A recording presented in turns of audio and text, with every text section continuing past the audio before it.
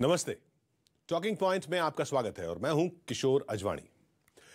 इस हफ्ते कुछ ऐसी खबरों ने देश दुनिया को झंझोर कर रख दिया जिन पर बात करना बहुत जरूरी हो गया। उन खबरों के अंदर कुछ ऐसा था जिसने उन्हें टॉकिंग पॉइंट बना दिया। इसलिए आज हम शो में ऐसी ही कुछ खबरों का विश्लेषण करेंगे। कहते हैं शिक्षा भविष्य का पासपोर्ट होती है। एक शिक्षित व्यक्ति ही खुद के लिए और अपनी आने वाली पीढ़ियों के लिए बेहतर भविष्य का निर्माण कर सकता है। लेकिन क्या शिक्षा के ये मंदिर असल में सिर्फ रोबोट पैदा करने वाली फैक्ट्री में बदल गए हैं? ऐसे रोबोट जिनमें न भावनाएं हैं न संवेदनाएं हैं, बस है तो सिर्फ एक दूसरे से आगे निकल जाने की होड़।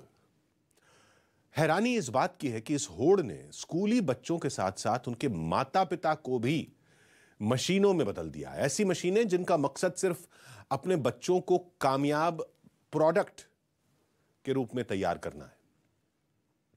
हम ऐसा क्यों कह रहे हैं, इसे समझने के लिए एक खबर और एक आंकड़े पर ध्यान दीजिए। खबर पुडुचेरी के कराईकल की है, जहां एक महिला ने 8वीं क्लास में पढ़ने वाले एक बच्चे को सिर्फ इसलिए जहर दे दिया क्योंकि वो बच्चा अपनी क्लास में हमेशा अव्वल आता था और उस महिला का बच्चा हमेशा दूसरे नंबर पर आता था। मरने वाले बच्चे का नाम था बाला।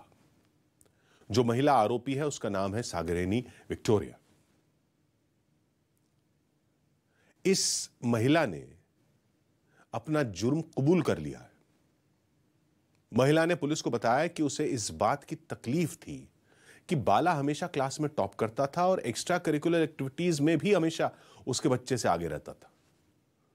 आरोपों के मुताबिक महिला ने कोल्ड ड्रिंक में जहर मिलाकर 8वीं में पढ़ने वाले बाला को दिया, जिससे उसकी मौत हो गई। बाला स्कूल में एनुअल डे फंक्शन की तैयारी कर रहा था। रिहर्सल के बीच लड़के के पास स्कूल का वॉचमैन कोल्ड ड्रिंक की बोतल लेकर आया और वो बोतल उसने बाला को दे दी, ये कहकर कि ये उसकी मां ने भेजी है। बाला ने बिना कुछ सोचे समझे वो कोल्ड ड्रिंक पी ली। लेकिन घर पहुंचते ही बाला की तबीयत बिगड़ने लगी। माता पिता उसे अस्पताल लेकर भागे। अस्पताल में बाला ने बताया कि उसकी मां ने उसे जो कोल्ड ड्रिंक भेजी थी उसे पीने के बाद से ही उसे कुछ ठीक नहीं लग रहा। बाला की मां को शक हुआ क्योंकि उसने तो कोई कोल्ड ड्रिंक भेजी नहीं थी। मां बाप स्कूल पहुंचे, इस बात की शिकायत की।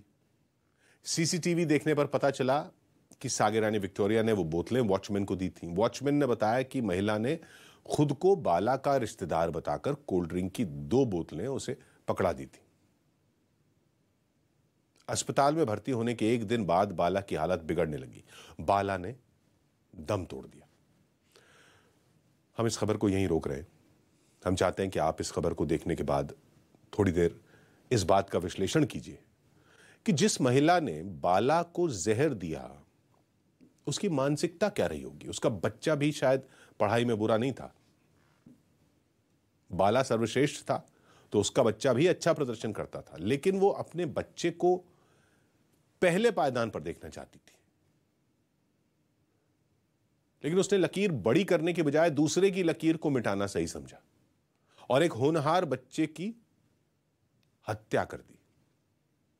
आप अगर मां बाप हैं, आपके घर में स्कूली बच्चे हैं जिन पर हमेशा अच्छा प्रदर्शन करने का दबाव रहता है, तो आप थोड़ी देर इस खबर के बहाने जरा आत्मविश्लेषण कीजिए। सोचिए, क्या आपको भी तब बुरा लगता है जब पड़ोसी का बच्चा पढ़ाई में, खेलकूद में, म्यूजिक क्लास में, डांसिंग क्लास में, स्केटिंग में आपके बच्चे को पछाड़ देता है? उस समय हारता कौन है, आप या आपका बच्चा? आपको हर तरीके से फर्स्ट आना है, या चाहे वो बच्चे अपने घर में कंपैरिजन की वजह से सुनते हों या पेरेंट्स उनको बोलते हों, या बच्चे बाकी आसपास के वातावरण को देखकर ये समझते हों कि फर्स्ट आना ही ज़रूरी है, या मानसिकता इस तरह की हो गई है कि हमारे को टॉप करना है, बारे में बात की जाती है, उनको सराहा जाता है। इस वजह से हर एक को ये लगता है कि वो अपनी सेल्फ एस्टीम को उससे सेट करते हैं कि अगर हम टॉप किए तभी हम वर्थ हैं, अपने किसी भी तरीके से अपने आप को बेटर महसूस करते हैं। तो ये एक मानसिकता बन चुकी है, बट हमको समझना ज़रूरी है कि हर कोई टॉप नहीं कर सकता और दूसरा टॉप करना ही ज़िंदगी का मकसद नहीं होना चाहिए। आप इसका जवाब सोच कर रखिएगा। तब तक हम आपको कुछ आंकड़े दिखाते हैं जो एनसीईआरटी यानी national council of educational research and training ने इसी हफ्ते जारी किए। ये आंकड़े जिस सर्वे के आधार पर जारी किए हुए हैं उसमें 36 राज्यों और केंद्र शासित प्रदेशों की 6ठी से 12वीं कक्षा तक के करीब 4.25 लाख बच्चे शामिल थे। इस सर्वे में शामिल 33% बच्चों ने माना कि वो पीयर प्रेशर का शिकार हैं, यानी वो अपने साथ पढ़ने वाले बच्चों के साथ होने वाली तुलना और उनके प्रदर्शन को लेकर दबाव में रहते हैं। इसी वजह से वो हमेशा एंग्जाइटी में रहते हैं, यानी उन्हें डर सताता है कि उनके साथ पढ़ने वाला बच्चा उनसे आगे निकल जाएगा। अब आप सोचिए, ये डर खुद बच्चे का होता है या फिर वो इसलिए घबराता है क्योंकि अगर उसने औरों के मुकाबले अच्छा प्रदर्शन नहीं किया तो उसके मां बाप उसके साथ क्या सलूक करेंगे। इसी सर्वे में 81% बच्चों ने बताया कि उन्हें परीक्षा का डर सताता है। 27% बच्चे ऐसे हैं जो अपने स्कूल से नाखुश हैं। 45% बच्चे तो अपनी शारीरिक बनावट से भी खुश नहीं है, यानी 45% बच्चों को लगता है कि वो दूसरों की तरह सुंदर नहीं दिखते। हमें यकीन है कि अगर ऐसा ही सर्वे इन बच्चों के मां बाप के बीच किया गया होता तो शायद ज्यादातर मां बाप भी यही कहते कि उन्हें हमेशा ये डर रहता है कि उनका बच्चा दूसरों से पिछड़ न जाए। वो हमेशा इस बात को लेकर एंग्जाइटी में रहते। लेकिन मैं उन तमाम बच्चों और उनके मां बाप से पूछता हूं कि ये दबाव, ये एंग्जाइटी, ये तुलना आखिर क्यों? अच्छा प्रदर्शन करने में, खुद को बेहतर बनाने में, प्रतियोगिता की भावना रखने में कोई बुराई नहीं।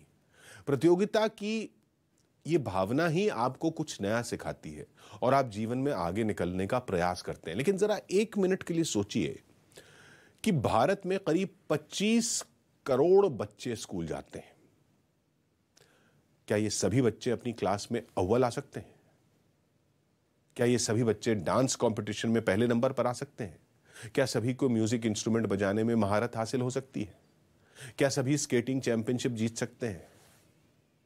उसका जवाब है नहीं, ऐसा नहीं हो सकता और ऐसा होता भी नहीं है।